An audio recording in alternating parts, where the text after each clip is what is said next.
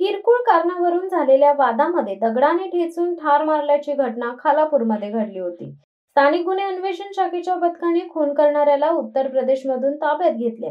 खालापूर तालुक्यातील नावंडे येथील Khopoli Karjat railway line मधील पुलाजवळ 26 एप्रिलला दुपारी 1 वाजण्याच्या सुमारास एका अनोळखी व्यक्तीचा मृतदेह आढळून आला। त्याच्या डोक्यात कोणत्या तरी हत्याराने जखम करून ठार केले असल्याचे दिसून आले। पुरावे नष्ट करण्यासाठी दगडाने मारून आरोपी पसार झाला होता। या गुन्ह्याचा स्थानिक गुन्हे अन्वेषण शाखेकडे सोपवण्यात आला होता।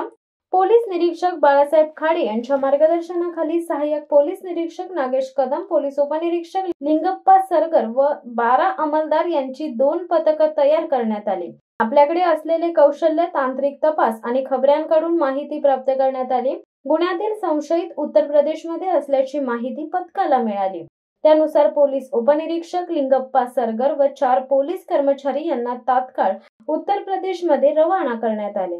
या पथकाने लवकुश पासवान याला उत्तर प्रदेशमधील कुल्हामधून ताब्यात घेतले। पोलिसी दणका मिळाल्यावर तो बोलका झाला।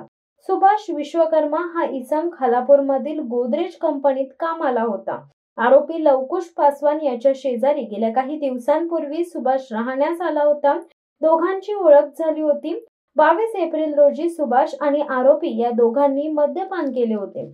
त्यानंतर दोघांमध्ये काही कारणास्तव शाब्दिक वाद झाला। हा वाद विकोपाला गेला। अखेर पासवान याने विश्वकर्मा याला खाली पाडून त्याच्या छातीवर, डोक्यावर दगड मारले। यामध्ये विश्वकर्मा गंभीर जखमी होऊन त्याचा मृत्यू झाला। शिवसत्ता टाइम्ससाठी धनंजय कवटेकर, अलिबाग। दे धडक बेधडक वृत्त देणाऱ्या आपल्या शिवसत्ता टाइम्स न्यूज चॅनलला लाल बटन दाबून सबस्क्राईब करा आणि बेल आयकॉनला क्लिक करायला विसरू नका।